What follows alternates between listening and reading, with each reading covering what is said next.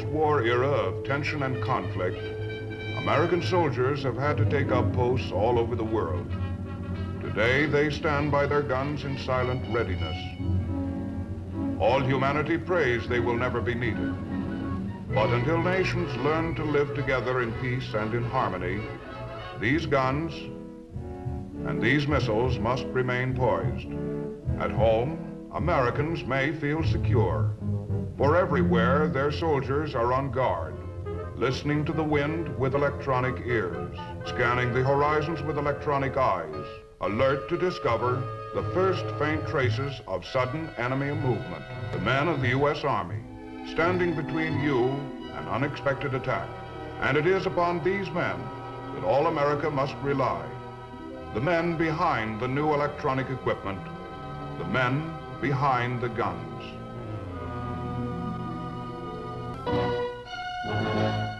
I am First Sergeant Richard B. Galland, U.S. Army. This is my home, Berlin, East Germany. It's a quiet city with broad streets, monuments, a lot of places for a GI to visit. We think it's good duty.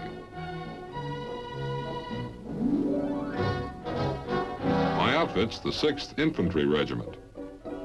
It's a pretty sharp outfit, too. We have to be sharp because we're a show unit. Every day all over Berlin, we're on public display. We're constantly under inspection by the eyes of the German civilian population. The Germans have a tradition of fine soldiering. We're showing them that we're the best.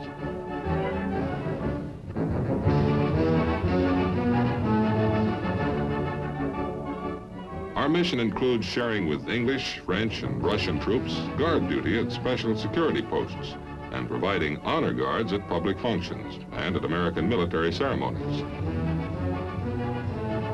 Before we leave the regimental area, an inspection makes sure that every man and his weapon will pass muster by any onlooker.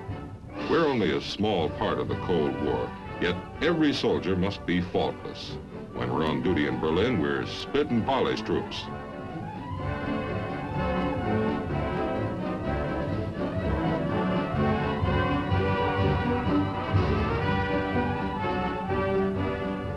To a German, a soldier's appearance is the key to his character.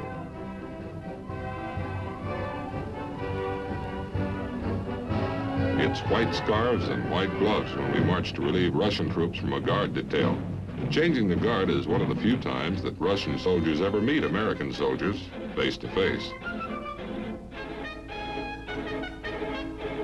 At the famous Spandau prison, a private from the U.S. relieves a private from the USSR.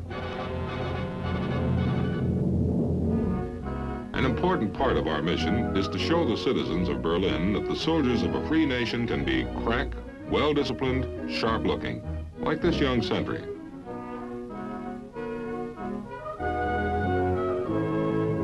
Keeping the 6th Infantry Regiment up to the high standards demanded requires hard work, patience, and sound planning. I'm going to show you something about how the 6th is run. I know quite a bit about this. You see, I've been First Sergeant here for 3 years.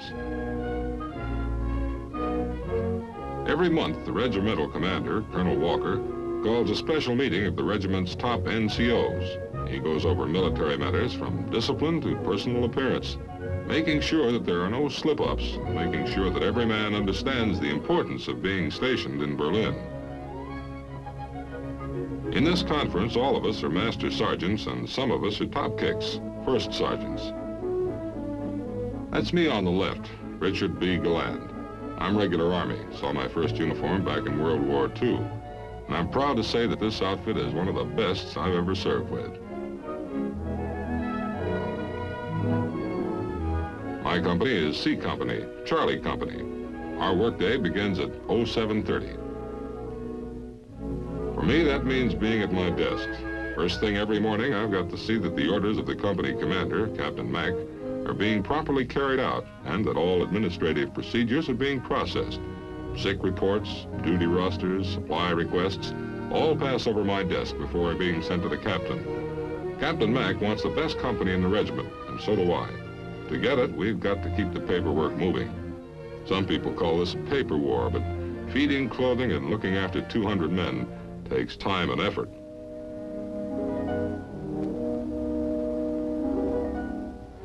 My By the time the orderly room is squared away, it's time for me to begin morning inspection.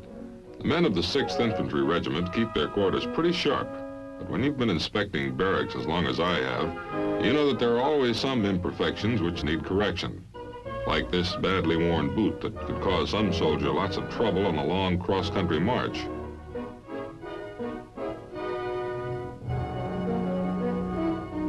As first sergeant, there are countless other details to check and correct, even little oversights like the waste of water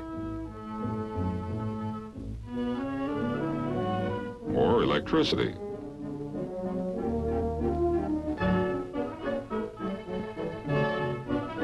About 08:30 every morning, after the administrative routine and inspection, I usually take a coffee break with as many of my NCOs as are free. It's a good habit. We get a breather and a chance to talk things over. It's the only time all day that we can all get together.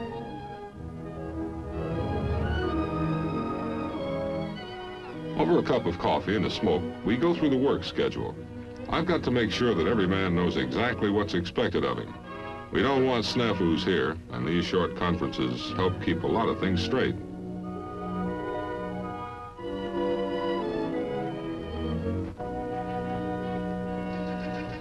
For the men in the company, those who aren't on duty in the city, we maintain a constant training program. We're infantry troops, and that means we stay in shape. Because we're behind the Iron Curtain, we've got to be alert should we be called upon in any emergency. So it's important that we keep the men in top condition at all times.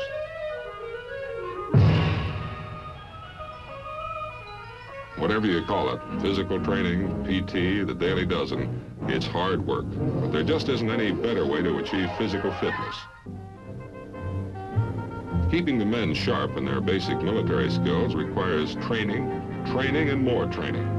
Every soldier must know exactly how to use that 6 inches of steel. It isn't a toy. It takes good judgment and practice to handle it properly.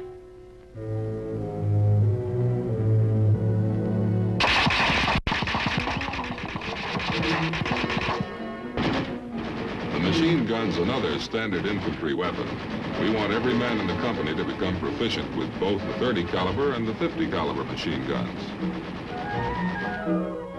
Almost every morning ends up like this, cleaning the equipment which has been used in training.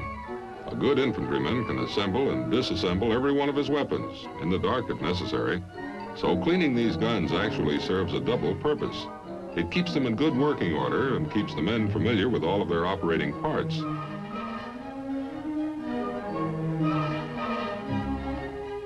Being first sergeant means staying close to the men.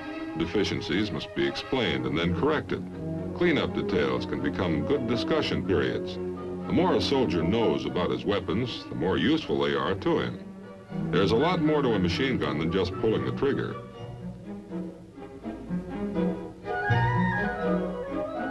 Sometimes it seems like a heavy load, but it's a real pleasure to work with the kind of men we've got in this company. They're good soldiers, and they're eager to do what's expected of them.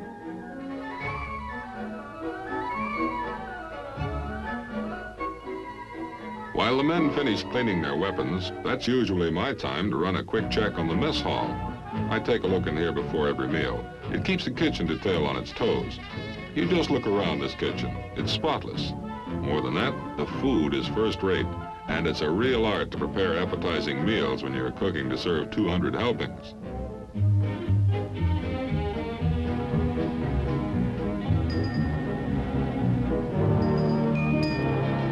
Watermelon, cold and fresh. We get food from all over Europe. When you work men hard, and we do, the food they get means a lot, and the food supplies we're issued are prime quality and with plenty of variety. And our kitchen staff can really turn out some fancy cooking.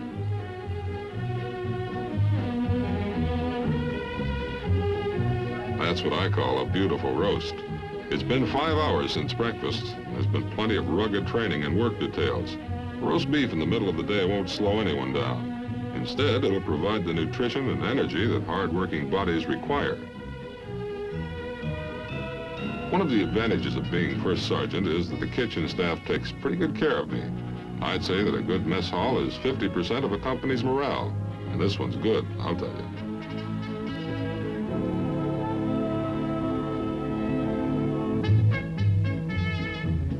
run what's called a family-style mess. It's as attractive and comfortable as we're able to make it. Chow time is a good opportunity to check with the men on impersonal matters. There's more to Army life than just drilling or training. Good morale is a constant objective. At the same time, I can almost always spot a man recently returned from leave. You can tell just by the back of his head.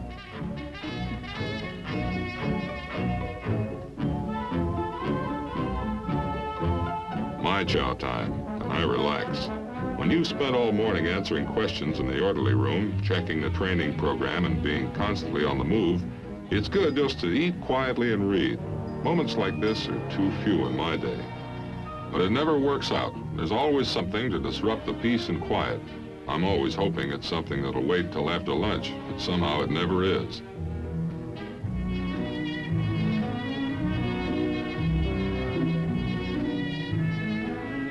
This time I had to get ready for a special conference with the captain on orders that had just come down from regimental headquarters.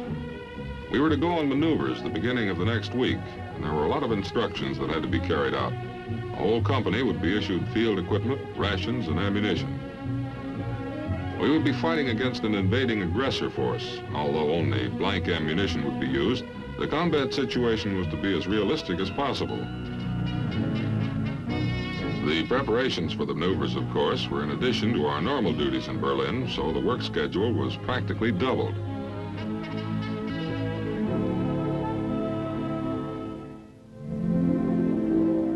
At the same time, as first sergeant, I had other duties of my own to attend to. When one of my men needs an emergency leave, I try to help him get it.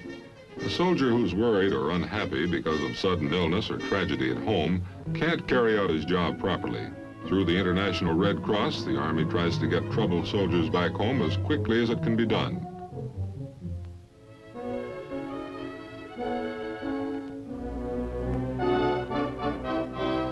During the next few days, we put the company through an intensive series of field exercises to prepare them for the coming maneuvers. Our regiment is being reorganized for atomic warfare under the new pentomic table of organization.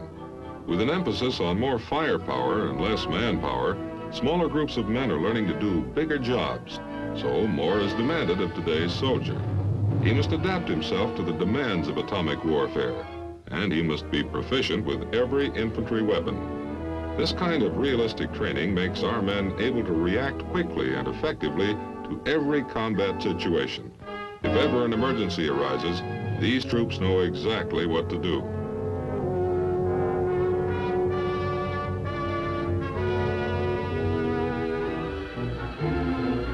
And they know how to use these weapons in a hurry.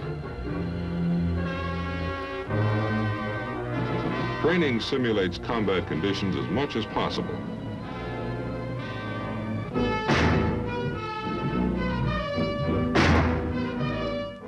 The regiment's training program serves a definite purpose. A soldier can get out of shape in a few weeks. He can forget little details about how his equipment works, little details that might be vital in an emergency. But with the help of regimental instructors, errors are noted and corrected. Field training is an indispensable part of military instruction.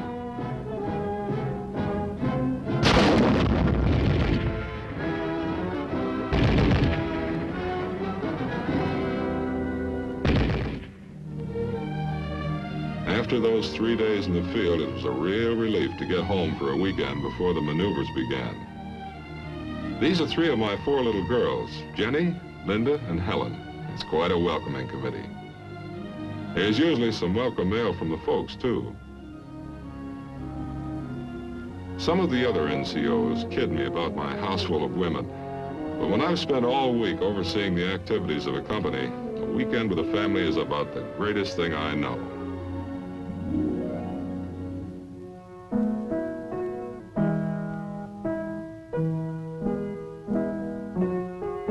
Just listening to Linda play the piano relaxes me like nothing else can. Although Jenny's the youngest, she already has quite a mind of her own. She found some picture books that my wife bought, and she just has to have them all explained. When she's a little older, maybe we'll take her to one of the art museums here in Berlin. Right now, she's still a little too young. Trying to explain these pictures to her can be quite a task. I'm not always successful. Through the Army, we found a nice little house. There's plenty of room for the 6 of us, and it's very comfortable.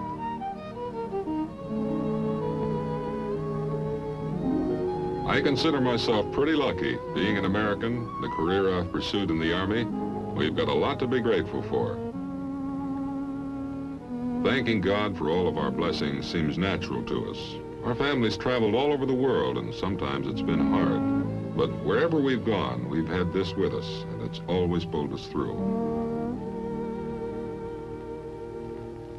The weekend and some off-duty time, I take it easy. One thing about the Army, there isn't a single sport in the U.S. that we don't have right here. There's even a bowling alley not far from camp. Before the kids came, I used to bowl 4 or 5 times a week. Now it's maybe once a month. I still haven't completely lost my touch.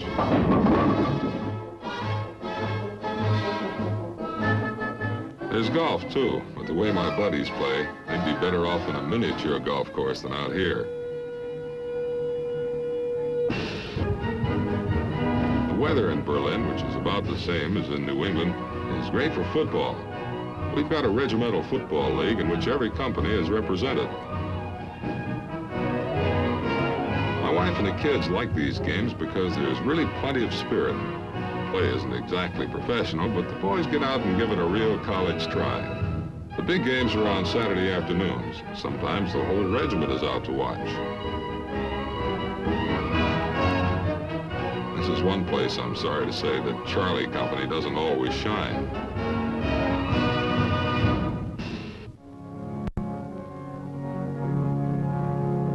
Sunday, we all attend chapel. The Army makes sure we're never without this.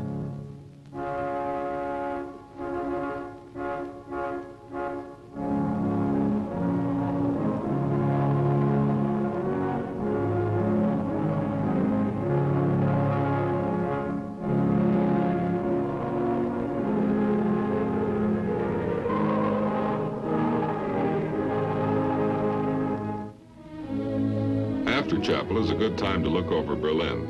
Although much of the city was destroyed during the war, there are still plenty of places to visit. After all, this city goes back more than 1,200 years. That's the amphitheater where the Olympics were held in 1936, and our Jesse Owen ran off with the show.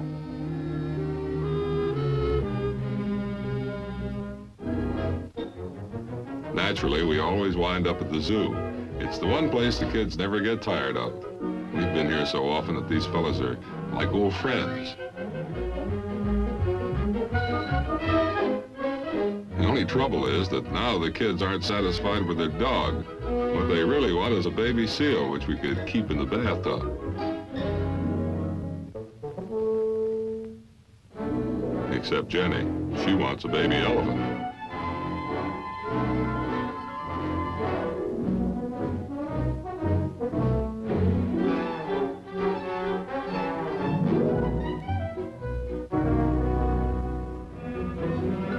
Big day, Monday, an hour before dusk. The regiment began moving out for maneuvers. Through the darkness, the regiment rumbled toward the assembly area. In combat, of course, bright headlights would not be used. These were maneuvers. Normal precautions had to be taken against accidents.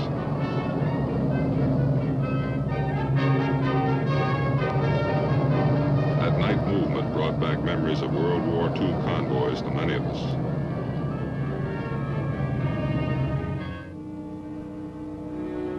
The next day, preliminary emplacement began.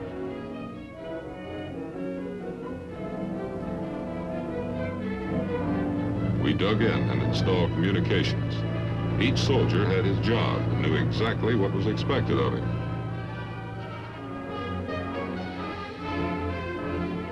Signal Corps linesmen went into action. And small but powerful switchboards soon linked the regiment together. At the same time, Captain Mack went over detailed plans for the maneuvers. He assigned each platoon its mission during the company attack on the aggressor-held positions. Our Our defensive perimeter was secured without incident. The countryside lent itself well to cover and concealment.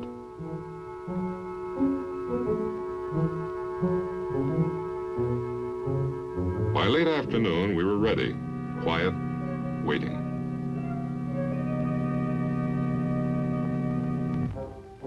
During our preparation, forces of the mock aggressor army were moving into their positions. Using tanks and armored personnel carriers, they concentrated their troops in key consolidation points.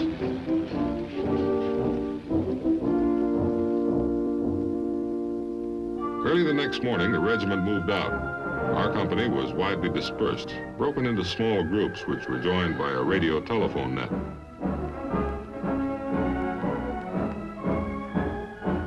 This is the best training in the world.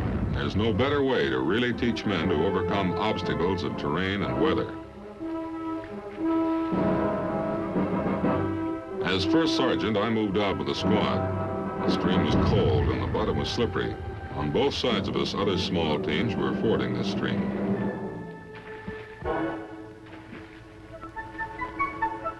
Our mission was to move across country and help seize an enemy-held hilltop.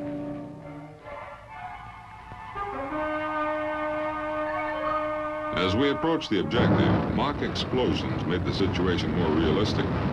Employing standard infantry tactics of fire and maneuver, we closed on the objective.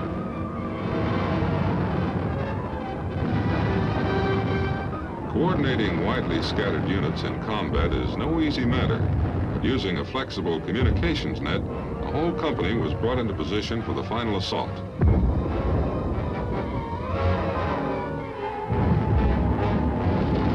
Our regimental armor was leading the way.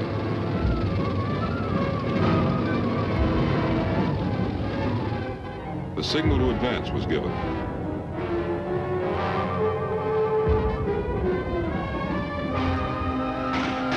Everything the men had been taught, all the intensive training was now being tested to see how much the men had gained and how they would use it.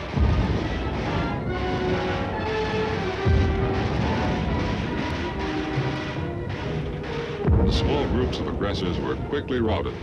The objective was seized. Our estimated losses were light.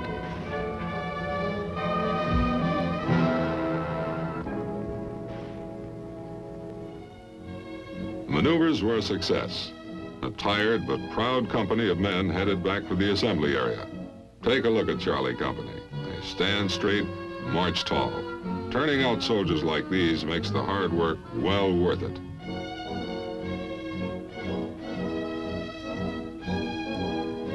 At the regimental area the following day, there was a full-dress regimental inspection.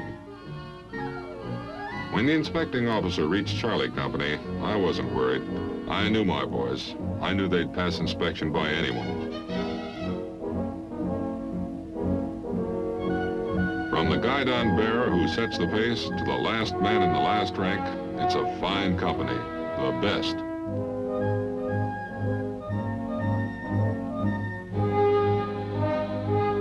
We've got soldiers in this outfit from every section of the USA, north, south, east, west. Some are regular Army and some are draftees serving their tour of active duty. But they're all doing a job. Some may be young, but they're all men. Men from Omaha, Nebraska, and from New York City. And they're good soldiers. They stand ready to serve their nation wherever and whenever they're needed.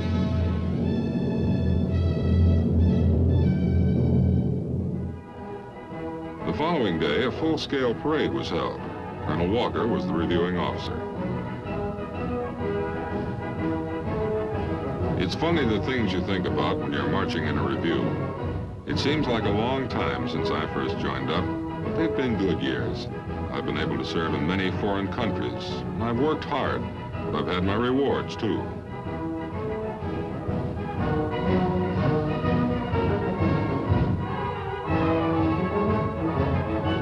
A lot of it has been challenging, but I've always enjoyed the ingenuity and humor found within the Army. Then, too, there's the satisfaction that comes with being part of a great organization. I see all these, and I know they're part of my outfit, the cadence of the march, rumble of the tanks, the sound of the band, and the beauty of our country's colors. It gets me every time.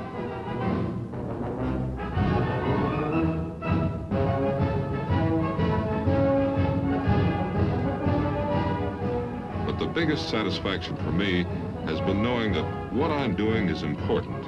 It's a job that really has to be done. It makes me proud. Proud to be a member of my company and my regiment. Proud to be a member of the United States Army.